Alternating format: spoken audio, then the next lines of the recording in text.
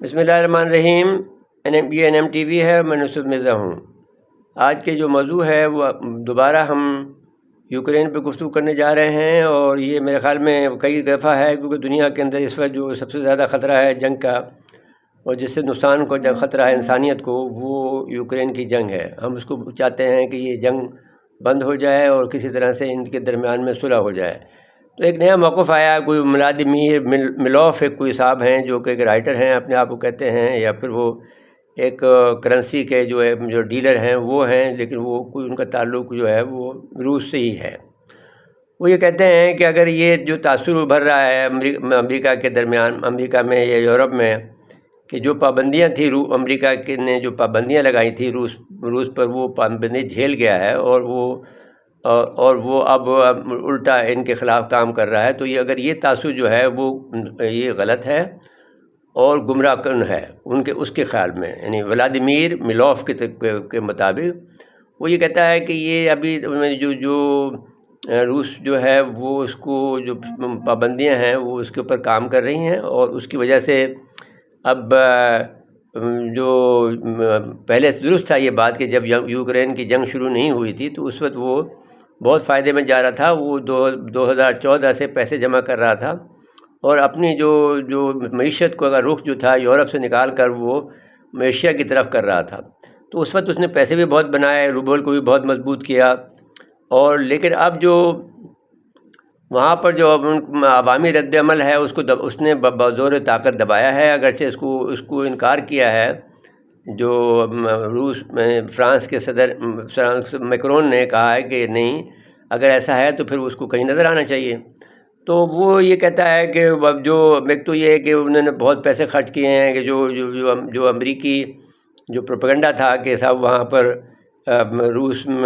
کا ان کا جو عمل تھا، یا ان کا جو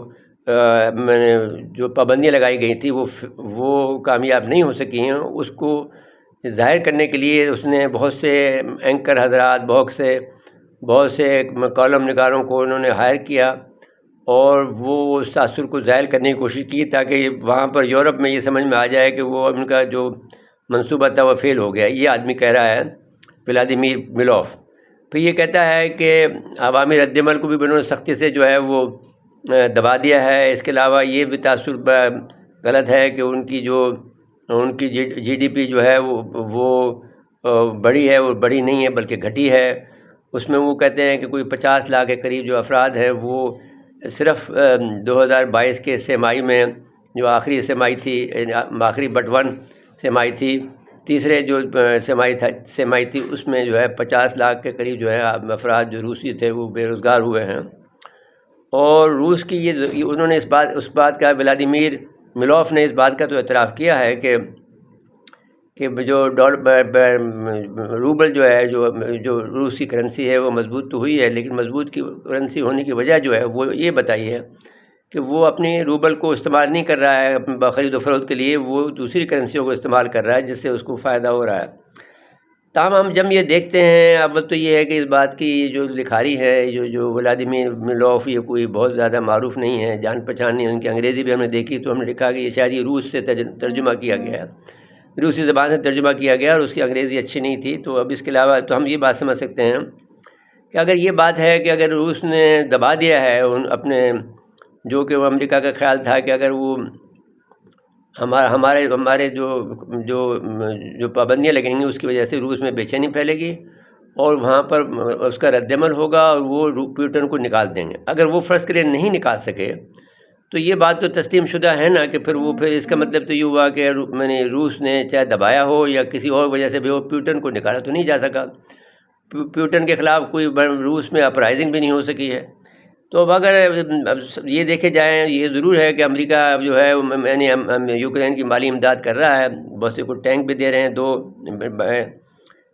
جو برطانیہ،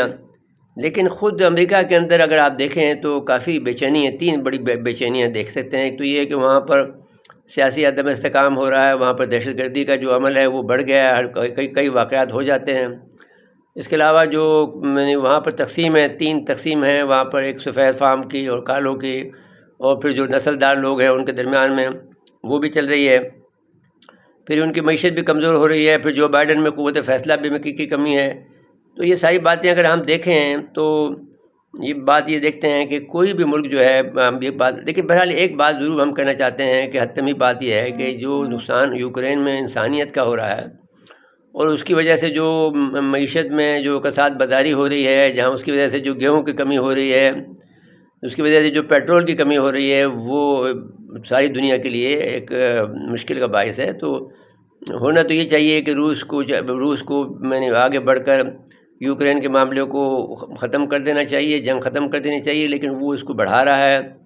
اور امریکہ بھی بڑھا رہا ہے. امریکہ نے یہ کہا ہے، جو بائیڈن صاحب نے یہ کہا ہے کہ بظاہر یہ لگتا ہے کہ روس سے رواں برس میں ہم یوکرینی علاقے کو چھڑوا لینا ہمارے لیے مشکل ہے. تو اب اس کا یہ مطلب ہوا کہ وہ اس جنگ کو بہت طویل لے جانا چاہتے ہیں، اس سال سے بھی آگے لے جانا چاہتے ہیں، تاکہ روس کی معیشت جو ہے وہ پتلی ہو جائے اور پھر روس کو دبا کر وہ اپنا کام کر سکیں. لیکن اب یہ دیکھنا یہ ہوگا، اب امریکہ نے یوکرین کو $2.5 بلین کی جو فوجی امداد بھی دی ہے، اس میں ان کو بہت سے جو نئے اسلحہ دیے ہیں. ہماراس جو ہے راکٹ جو ہے جو بڑا ہائی موبلٹی آرٹلری سسٹم ہے، راکٹ سسٹم ہے، وہ دیا ہے اس کو. لیکن اس دینے میں دیر لگے گی. لیکن اب بہرحال جو کچھ بھی ہو، تو اب تک جو اس کی امداد ہے وہ $27.4 ارب سے زیادہ امداد اس کو مل چکی ہے. $27.4 بلین سے زیادہ میں نے یوکرین کو امداد ملی ہے امریکہ کی طرف سے. تو امریکہ بہرحال جنگ تو کر رہا ہے، لیکن اب یہ دیکھنا یہ ہے کہ وہ کس حد تک وہ اس میں کامیاب ہوتا ہے.